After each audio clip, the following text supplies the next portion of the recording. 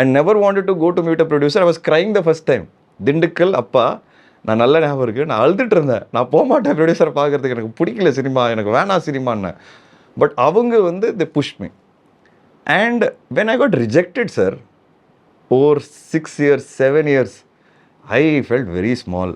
அதுக்கப்புறம் எப்படியாவது வந்துடணும் இந்த சினிமாவில், எப்படி என்னை இவ்வளோ ரிஜெக்ட் பண்ணுறாங்க, என்ன எனக்கு என்ன கேப்பபிலிட்டி இல்லை அப்படின்னு சொல்லி அந்த ஒரு வெறி வந்தது எனக்கு.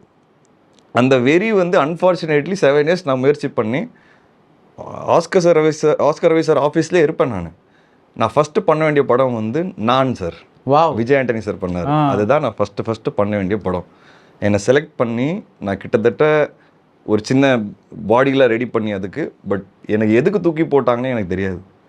அண்ட் அன்றைக்கி எனக்கு ஞாபகம் இருக்குது, when I heard that suddenly for no reason I was thrown out of the movie and I went straight to his office and I said, sir, don't do this. என்னை வந்து நீங்கள் என்ன வேணால் பண்ணலாம், ஆனால் என் அப்பாவை அசிங்கப்படுத்துறீங்க பாருங்க. ஏன்னா அப்பா கிட்ட ஃபோனில் பேசி ஏதோ சொன்னார், ரொம்ப ஹர்ட் ஆயிடுச்சு சார் எனக்கு.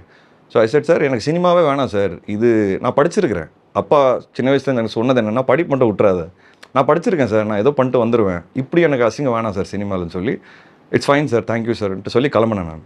And I went and joined a job. அதுதான் என்னோட decision finally. I told my dad, போதும். Ananya's Nana Nani Homes, a paradise for senior citizens, Coimbatore.